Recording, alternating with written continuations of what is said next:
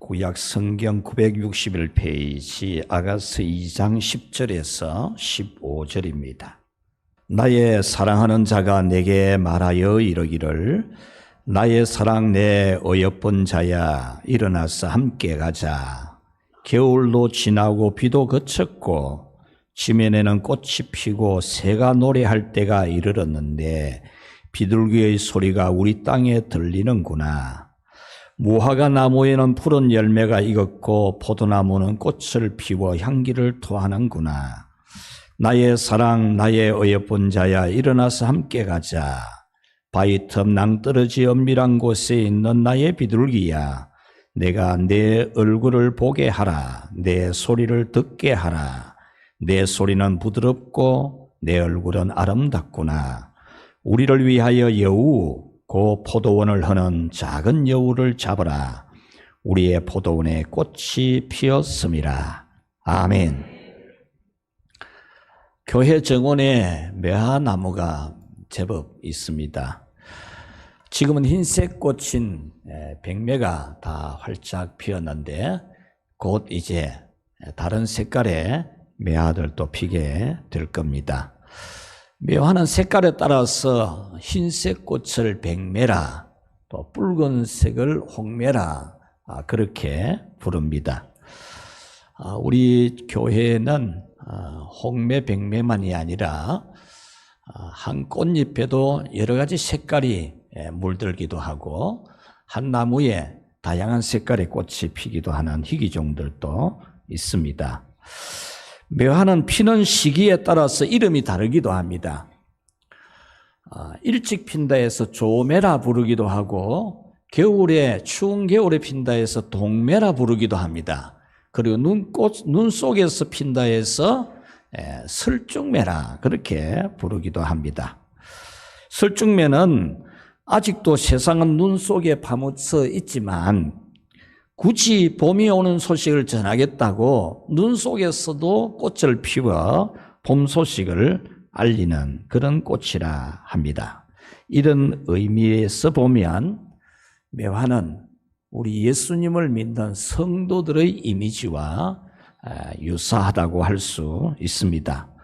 몸과 마음을 아직도 움츠르게 하는 이 세상, 냉소주의, 회의주의, 패배주의가 팽배한 그런 사회 분위기 속에서도 언제나 희망을 말하는 성도, 성령의 충만한 그런 은혜를 받아서 언제나 희망을 외치는 성도들의 이미지가 바로 이 눈 속에서도 꽃을 피워내어서 봄 소식 알리는 설중매와 흡사한 이미지를 가집니다. 우리 사랑하는 늘푸른 교회 성도 여러분, 여러분이 바로 눈 속에서도 꽃을 피워 봄 소식을 알리려고 하는 것처럼 이 시대 냉랭한 이 냉소주의 시대에 여러분들이 성령 충만 받아서 더 뜨거운 그런 믿음이 되어서 은혜의 희망 소식을 전하는 예수님의 사람들이 되기를 축복합니다. 무엇이든지 가꾸면은 아름다워집니다. 사람도 가꾸면 아름다워져요. 오래된 집도 청소하면 쾌적한 환경이 되어집니다. 화분의 화초도 가꾼 만큼 생기가 있고 꽃도 아름답고 향기도 진합니다. 똑같은 종류의 화분이라도 가꾸기에 따라서 꽃이 달라요. 향기가 달라요. 가꾸면 좋아지는 겁니다. 사람의 몸도 마음도 가꾸면 건강하고 마음이 착할 수 있어요. 마음을 가꾸면 따뜻할 수 있어요. 마음을 가꾸면 여유롭고 푸근하고 좀 사람이 여유 있게 그렇게 될 수가 있습니다. 가꾸면 됩니다. 인생의 삶도 가꾸면은 보람 있는 일을 많이 하고 행복하게 살게 됩니다. 혹시 여러분 자신의 삶에 불만족이 있다면 여러분의 마음을 한번 가꾸어 보십시오. 여러분 마음에 꽃을 심고 물을 주고 여러분 마음에 꽃이 피고 향기가 나도록 가꾸어 보시기 바랍니다. 믿음도 마찬가지입니다. 믿음도 가꾸면 힘이 있는 믿음이 되고 능력 있는 믿음이 됩니다. 믿음도 가꾸기에 따라 열매가 많이 맺을 수도 있고 적게 맺히기도 합니다. 우리 늘푸른교회 성도 여러분들은 믿음의 열매도 많이 맺히고 탐스럽게 맺히기를 축원합니다. 오늘 성경은 꽃이 핀 포도원으로 비유가 되고 있는 교회의 행복을 지키라 이렇게 말씀을 해주고 있습니다. 우리는 모두 교회에 속해 있습니다. 교회에 다니는 사람이 아니고 교회에 왔다가 가는 사람이 아니고 교회라고 하는 예수님의 몸의 한 지체로 구성되어져 있습니다. 이 교회를 비유하고 있는 것이 오늘 성경에 꽃이 핀 포도원이라 그렇게 표현을 하고 있습니다. 그래서 오늘은 꽃이 핀 포도원을 지키라, 꽃이 핀 포도원을 가꾸라 라고 하시는 하나님의 말씀을 여러분에게 들려드리겠습니다. 첫 번째로 우리 같이 한번 읽어봅시다. 꽃이 핀 포도원. 여러분 혹시 포도나무 꽃을 본 적이 있습니까? 포도나무 꽃은 잠시 피었다가 그냥 열매로 변하기 때문에 여러분이 보지 못한 분들이 많이 있을 것입니다. 그런데 아주 작고 가냘프고 예쁩니다. 포도송이 맺을 만큼 전체적으로 꽃을 참 잘 피우는 그런 포도나무입니다. 오늘 성경은 솔로몬과 술람미가 서로 사랑하는 행복을 마치 꽃이 만발하고 있는 포도원에다가 비유를 하고 있습니다. 왕과 시골 처녀의 사랑을 꽃이 만발하고 있는 포도원에다가 지금 비유를 하는 겁니다. 왕과 시골 처녀의 결혼은 전혀 어울리지 않지만 그러나 왕이 선택했고 왕이 진심으로 사랑하는 사랑인 만큼 문제는 전혀 없습니다. 두 사람은 서로를 너무나 사랑했고 인격적으로 존중하고 있습니다. 자신에 대해서는 겸손하고 상대방에 대해서는 대단히 높게 평가를 하는 그런 인격적인 사랑을 하고 있습니다. 1절 말씀만 우리 한번 같이 읽어보겠습니다. 나는 샤론에 수선하여 골짜기에 백합화로구나. 아멘. 여기서 샤론에 수선하는 팔레스타인 이 땅에서 지중해 변을 끼고 남북으로 아주 깁니다. 매우 긴 그런 해안선을 따라서 이제 동서방향으로 동쪽 방향으로 언덕을 이루고 있는 아주 큰 넓은 평원을 말합니다. 그곳에 피는 꽃 하나가 오늘 성경에서는 샤론에 수선하라 그렇게 표현했습니다. 이 샤론의 수선화가 어감을 우리에게 굉장히 부드럽게 좋게 주기 때문에 아름다운 꽃으로 우리가 연상을 하기가 쉬운데 실제는 그런 의미가 아니고 술람미 여인이 자기 자신을 지극히 겸손하게 나는 보통 여자에도 속하지 않는다. 나 여자들 중에 나를 갖다 놓으면 나는 많이 빠진다. 그런 표현으로 그 넓은 산 속에 피고 지는 수많은 야생화 중에 하나다. 그 말입니다. 샤론의 수선화. 이게 나는 수많은 그 야생화 중에 하나에 불과하다. 그런 의미고 또 골짜기에 백합화다. 이 말도 백합화를 하면 우리나라는 아주 흰 큰 꽃을 연상하죠. 그런데 여기서 백합화는 그냥 우리 손톱만한 꽃입니다. 산 골짜기에 바위 틈에서 피는 외로운 한 송이 꽃을 의미하는 겁니다. 그러니까 이 술람미 여인은 나는 정말 시골 처녀, 어디에서 태어났다가 어떻게 살다가 어떻게 죽었는지 아무도 알 수가 없는 보통 여자의 축에 들지도 못하는 그런 여자일 뿐이다. 이렇게 자기 겸손, 자의식을 아주 겸손하게 가지는 그런 이 술람미의 모습을 볼 수 있습니다. 이와 같이 솔로몬도 술람미를 외적인 조건으로 보지 않습니다. 외모가 어떻고 피부가 얼마나 곱고 그런 것을 보지 않습니다. 이 여인의 내면의 아름다움에 완전히 매력을 느끼고 이 여성을 지극히 높이는 너무너무 사랑하는 그런 솔로몬이라는 겁니다. 2절 말씀에 보면은 여자들 중에 내 사랑은 가시나무 가운데 백합화 같도다 그랬는데 이 말씀은 모든 여자들은 가시나무다 그 말입니다. 이 세상의 모든 여자는 가시덤불 같고 가시나무에 불과하지만 유일하게 내 사랑 술람미는 백합화 꽃이다. 한 송이 백합화, 딱 유일한 백합화는 내 사랑 술람미이다. 그런 뜻입니다. 3절 말씀에 보면은 남자들 중에 나의 사랑하는 자는 숲풀 가운데 사과나무 같구나. 내가 그 그늘에 앉아서 심히 기뻐하였고 그 열매는 내 입에 달았다라고 했는데 이 말씀은 술람미가 왕을 향해서 정말 이 세상의 모든 남자들은 황폐해진 들판, 경작하지 않는 들판에 그냥 잡목이 막 우거져 있잖아요. 잡목이. 그 잡목들은 열매를 맺을 수가 없어요.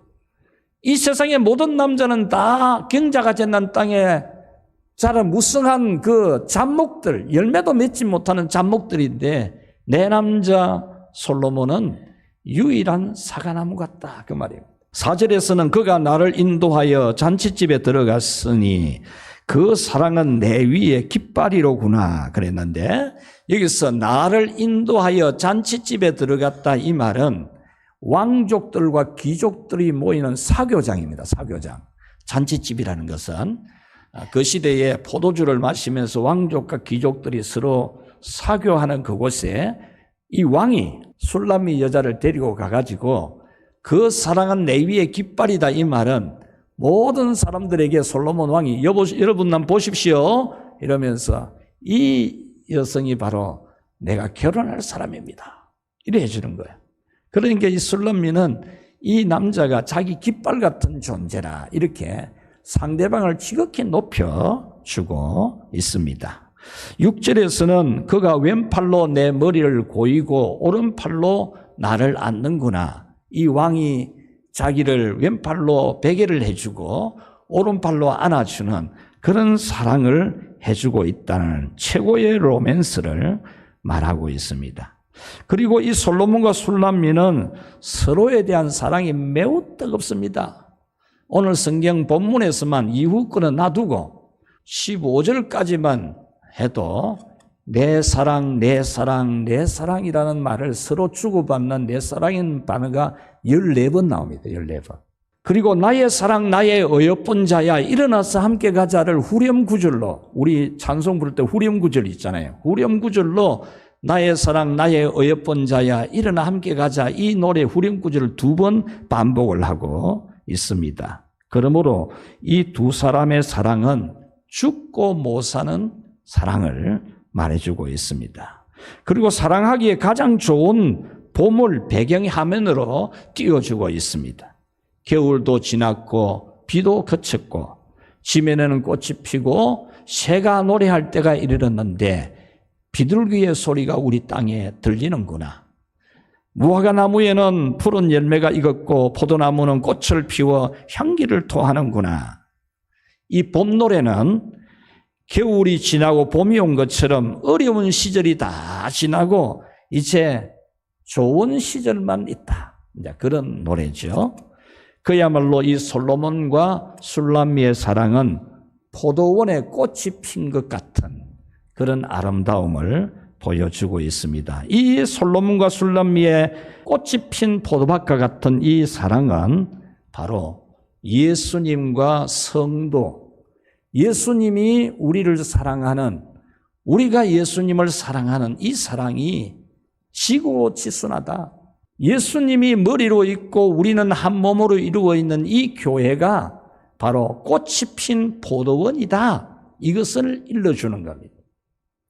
솔로몬이 술람미를 외모를 보지 아니하고 외적인 조건을 보지 아니하고 그 내면을 보면서 지극히 귀하게 여기는 것처럼 예수님은 우리를 지극히 귀하게 여기면서 우리를 사랑해 주는 그 세계, 교회 세계가 바로 꽃이 핀 포도원이다. 이렇게 표현을 한 것입니다. 왕 같으신 예수님께서 산에 피는 흔한 꽃들 가운데 하나 같고 산골짜 바위 틈에 핀 꽃 한 송이 같은 보잘것없는 우리 자신을 사랑해 주신다. 이것을 이 아가서 2장은 말씀해 줍니다. 겨울도 지나고 비도 그쳤다고 하고 꽃이 피고 새가 노래할 때가 이르렀다 하고 사랑의 상징인 비둘기 소리가 들린다. 무화과 나무에는 푸른 열매가 익었고 포도나무는 꽃을 피워 향기를 토한다. 이렇게 말합니다. 이것은 교회에 성령의 은혜의 역사가 임하는 영적인 봄이 왔다. 그런 말입니다.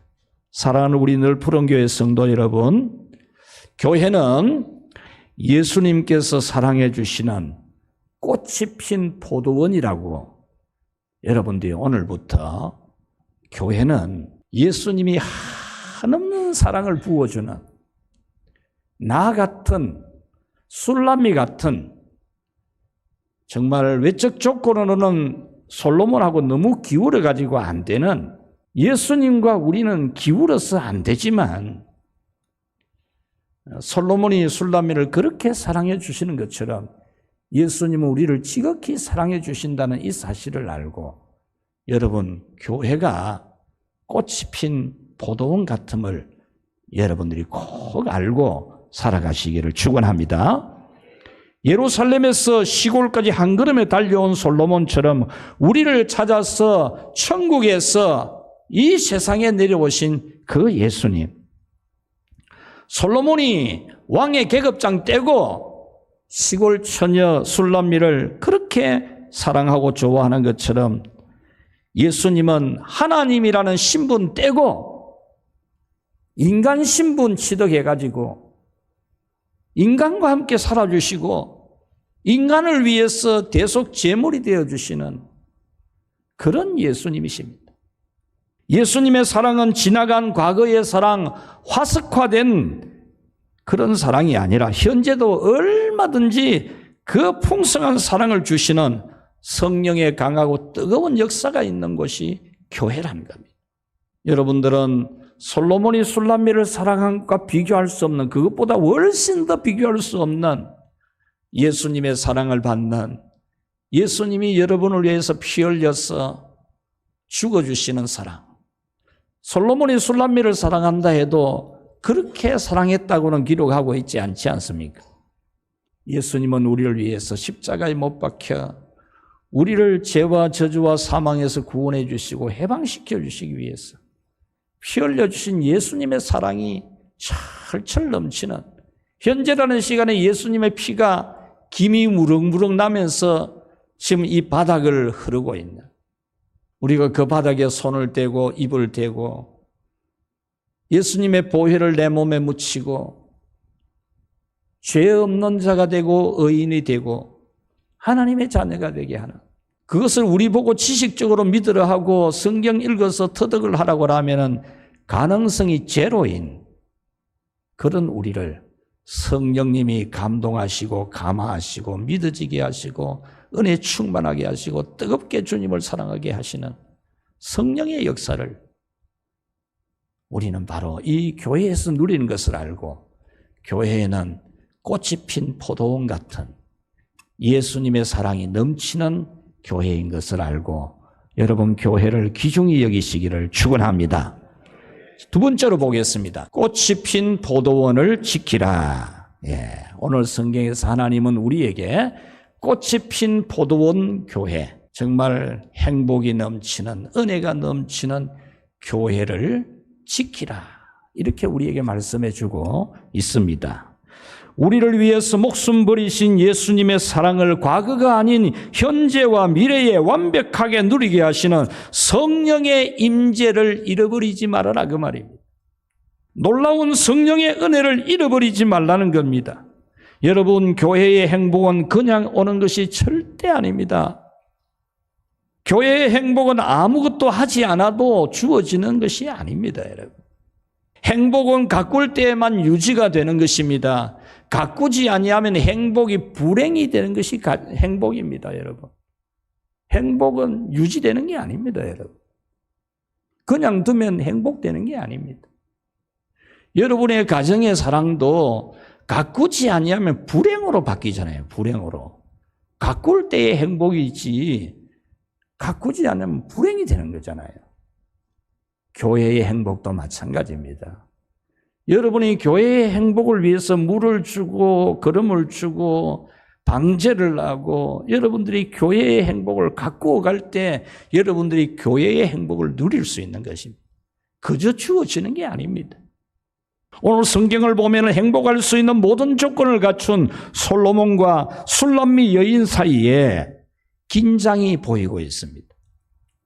저는 이때까지 아가서를 많이 읽고 아가서 2편 2장의 설교를 많이 하기도 했는데 이 부분을 이때까지 보지 못했는데 이번에 많이 보았어요. 오늘 이 본문에 나의 사랑 나의 어여쁜 자야 일어나서 함께 가자, 이것이 단순한 프로포즈에 머무는 게 아니라는 거죠. 포도원을 허무는 작은 여우를 잡으라는 이 말씀이 단지 작은 여우로 상징되는 마귀를 잡으라, 그런 단순 메시지가 아니라는 겁니다. 오늘 이 성경은 술람미와 죽고 못 사는 사랑을 나누고 있는 이 솔로몬과의 이 두 사람 사랑 사이에 긴장이 보인다는, 긴장이 깨어질 수도 있는 가망이 있는 그 위기가 보인다는 겁니다. 오늘 성경에 5절에 너희는 금포도로 내 힘을 돕고 사과로 나를 시원하게 하라 그랬습니다. 여기서 금포도는 마른 포도를 말하는 게 아니고 반건조된 포도를 말합니다. 반건조된 포도를 서로 으깨가지고 완전히 으깬, 그래가지고 서로 떡을 만드는 거예요. 포도만 가지고 떡을 만든 거죠. 이 금포도로 내 힘을 도와라, 이 말은 내가 지쳐 있습니다. 내가 금포도를 먹어야 할 만큼 지쳐 있습니다, 그 말입니다. 그리고 사과로 나를 시원하게 하라, 이 말은 무슨 말이냐 하면 내가 사과를 먹어야 할 만큼 목이 타고 있습니다, 그 말입니다. 5절에 보면은 내가 사랑함으로 병이 났음이라 그랬죠. 내가 병이 날 정도입니다, 그 뜻입니다. 7절에 보면은 예루살렘 여자들아 내가 노루와 들사슴에 부탁한다 그렇게 했는데 이 부탁한다는 이 단어는 간곡하게 부탁한다 그 말입니다. 그러니까 간곡하게 부탁할 만큼, 간곡하게 부탁하지 아니하면 안 될 만큼 위기가 있다는 겁니다. 7절에 보면은 내 사랑이 원하기 전에는 흔들지 말고 깨우지 말아라, 이 말은 사랑이 마치 잠이 깨듯이 중단될 수 있다 그 말입니다. 그런 위기를 느낀다는 겁니다. 11절에서 겨울도 지나고 비도 그쳤다는 말은 무엇입니까? 겨울 같은 혹독한 추위 같은 시련과 시험과 환난과 고난도 있다 그 말입니다. 15절에서 포도원을 흐는 작은 여우를 잡으라는 이 말씀은 꽃이 핀 포도원을 망가뜨리는 작은 여우도 보인다 그 말입니다. 여기서 여우는 강교하고 교활한 마귀를 말합니다. 이것은 예수님과 우리 사이에 이 행복과 사랑을 방해하는 마귀가 있다라는 겁니다. 작은 여우가 포도원 울타리를 요리조리 뚫고 들어가서 포도나무 둥치를 갉아먹고 포도밭을 완전히 황폐화시키는 것처럼 마귀는 요리조리 구멍을 뚫고 들어와서 성도들의 마음을 시험 들게 만들고 교회를 혼란스럽게 만든다는 겁니다. 마귀는 작은 오해의 시험으로 은혜를 잃어버리게 만듭니다. 여러분, 미움에서 시작되는 시샘, 미움에서 시작되는 적대감, 미움에서 시작되는 냉랭함, 미움에서 시작되는 경계심, 믿음에서 시작되는 상처 주는 말, 바로 작은 여우, 마귀의 역사라는 겁니다. 여러분들 마음이 다 착하고 귀한데 다른 성도에 대해서 나쁜 말을 하는 것을 들으면 제가 보면 이분에게 미움이 있구나 이걸 느껴요. 이분에게 미워하는 마음이 있구나 그걸 느껴요. 여러분들은 그걸 못 느끼고 말하기가 쉬운데 남에 대해서 나쁜 말을 하는 것은 미움이 있다는 거예요.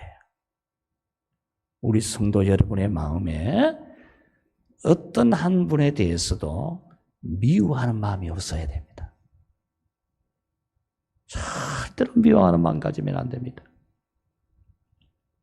그 미워하는 마음이 작은 시샘을 만들고 적대감을 만들고 비판적이게 하고 냉랭하게 대하게 하고 경계심을 가지게 하고 또 상처가 되는 말을 하게 되는 겁니다.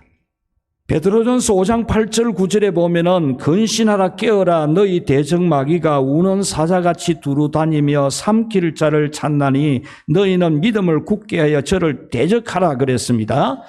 여러분 여기서 근신하라라는 말씀이 있습니다. 근신 8절에 근신하라라는 이 말을 우리나라 말로 설명을 하든지 한자로 설명을 하든지 여러분은 설명이 쉽지 않습니다. 자신 있게 말할 사람이 별로 없어요. 근데 영어로 표현을 하면은 쉽게 이해가 돼요. 이 근신하라라는 이 말은 셀프 컨트롤을 말해요. 셀프 컨트롤. 자기 자신의 마음을 스스로 컨트롤하라 그 말입니다. 근신하라 이 말은 너 자신의 마음을 스스로 조절을 해라 그 말입니다. 세심하게 아주 조심스럽게 자기 마음 관리를 해라 그 말입니다. 그 다음에 깨어라라는 이 단어는 기민하게 행동을 해라. 정신을 초롱초롱하게 가지라. 위험한 상황을 알리는 경계 경보를 울리라. 그런 말입니다. 마귀가 시험에 올 때에 여러분들은 정신을 초롱초롱하게 해야 된다는 겁니다. 기민하게 행동해야 된다는 겁니다. 마치 위험 상황을 알리는 경계배를 울리듯이 여러분들은 마귀에 대해서 경계배를 울려야 된다는 겁니다. 마귀가 여러분 마음을 뒤숭하게 만들고 은혜가 떨어지게 만들고 십자가는 생각도 안 나고 성령의 역사는 전혀 안중에도 없고 못마땅한 것이 보이고 참 섭섭한 마음만 생기고 오해되는 생각만 자꾸 일어나고 이런 일이 날 때 여러분 마음에 심령에 경계배를 울려야 돼요. 여러분 마음에 빨리 경계배를 울려야 돼요. 정신을 초롱초롱하게 가져야 돼요. 그래서 여러분 마음을 스스로 컨트롤을 잘 해야 됩니다. 우리는 우리의 마음을 어지럽게 하는 마귀를 대적하고 물리쳐야 되는데 어떻게 물리치고 어떻게 꽃이 핀 포도원을 지킬 수 있을 것인가? 일어나는 것이다. 여러분들의 마음이 일어나야 돼요. 지금 술람미는 마음이 드러누워 있어요. 일어나지 못하고 있어요. 마음에 병이 생길 정도예요. 걱정이 태산입니다. 솔로몬 왕가의 이 사랑이 깨어지지 아니할까 불안합니다. 그래서 솔로몬은 술람미에게 일어나서 함께 가자라고 했습니다. 누워있지 말고 일어나라는 겁니다. 솔로몬은 왕을 기다리다가 지쳤다는 겁니다. 솔로몬과의 결혼에 문제가 생기지 않을까 긴장하고 있다는 겁니다. 왕이 선물을 사온다고 했는데 오지 않으니까 지금 술람미는 내 사랑이 한낱 꿈에 지나지 않는 것인가? 이런 마음에 빠지는 겁니다. 우리나라 동요에 기다림이 슬픔이 되어서 그 슬픔이 진하게 묻어나는 노래가 하나 있습니다. 바로 오빠 생각이라는 노래입니다. 1930년 일제강점기 시대에 최순애 선생, 그 당시는 12살 어린아이입니다. 12살 최순애가 노래 작사를 하고 박태준 선생님이 작곡을 한 그런 오빠 생각.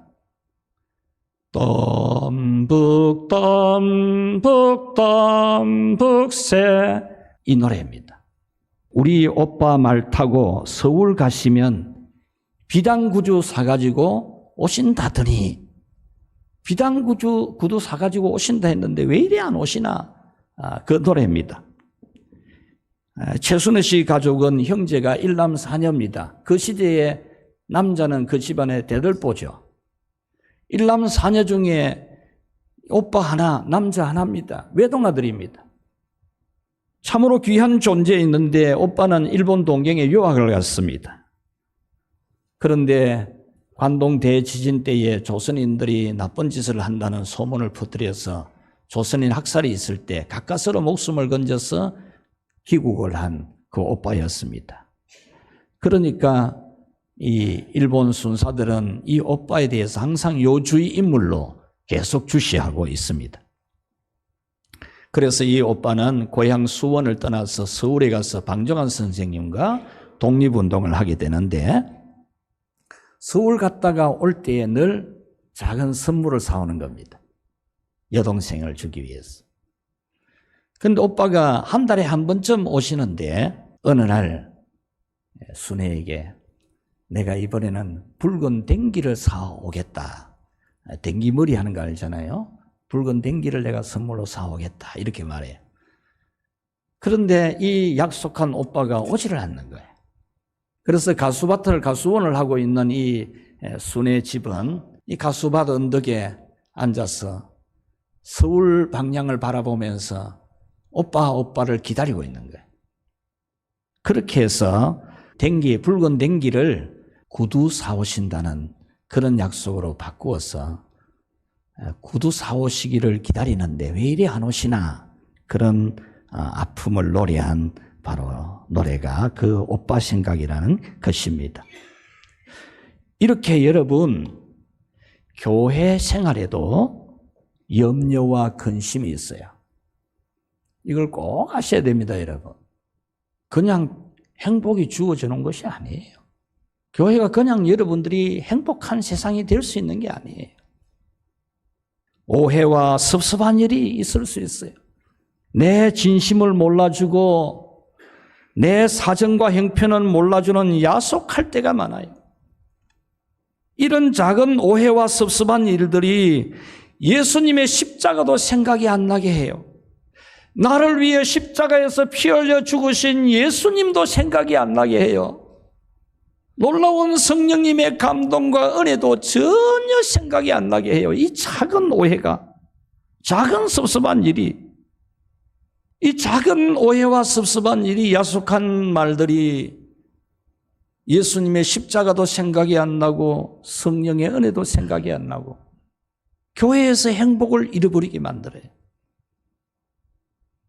그래서 예배 자리가 자꾸 뒷자리로 밀리고 지금 3층에 있는 분들은 아니지만은 그러다가 3층에 올라갔다가 나중에 기도하는 시간도 자꾸 없어지고 교회 봉사도 자꾸 줄어들고 그렇게 되어지잖아요. 이것이 바로 작은 여우 마귀가 하는 일입니다. 우리는 이런 마귀를 대적해야 됩니다. 야고보서 4장 7절에 너희는 하나님께 순복할지어다 마귀를 대적하라 그리하면 너희를 피하리라 하나님을 가까이 하라 그리하면 너희를 가까이 하시리라 그랬습니다. 여러분 중에 가룟 유다를 모르시는 분 없죠? 예수님을 십자가에 팔아 넘긴 사람입니다. 여러분이 가룟 유다가 될 거라는 꿈에도 생각 안 하시죠? 여러분 자신이 가룟 유다 같은 존재가 될 거라는 상상도 하지 않을 것입니다. 절대로 안 그럴 거라 그럴 겁니다. 그런데 가룟 유다가 뭐 큰 것 때문에 그랬습니까? 은삼십 돈 그거 조금 탐심 부리다가 예수님 넘겼다니까요. 큰 일이 아니에요.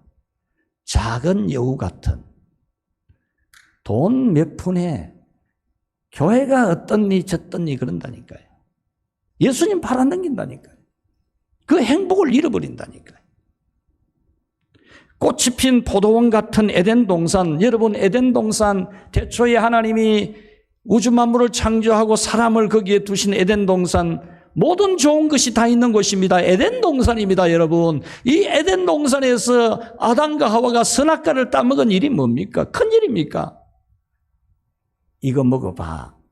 이거 먹으면 네가 하나님같이 될 수 있어. 그 마귀 말 그거 한번 들었다가 일이 그 사단이 난 거 아닙니까?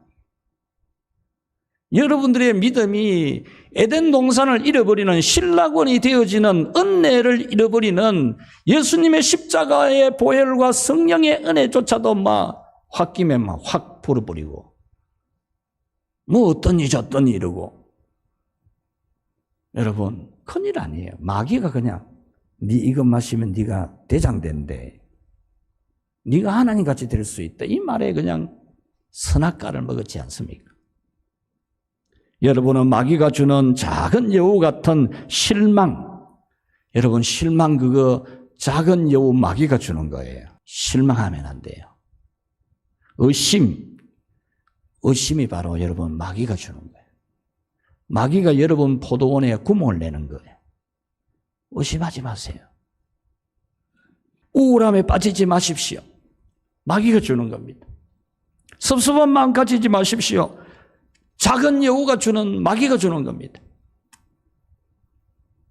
우리가 마귀를 어떻게 물리치고 꽃이 핀 포도원을 지킬 수 있을 것인가? 우리는 일어나서 실망과 의심과 우울함에서 일어나서 예수님과 함께 가야 됩니다. 예수님과 함께. 여러분 스스로 절대로 믿음을 못 지킵니다, 여러분. 여러분이 스스로 믿음 지킨다고는 자만일 뿐입니다. 솔로몬은 낙심하고 있는 술람미에게 나와 함께 가자 그랬습니다. 예수님께서 우리와 함께 가자는 말씀입니다. 여러분, 우리는 스스로 힘으로 믿음을 못 지킵니다.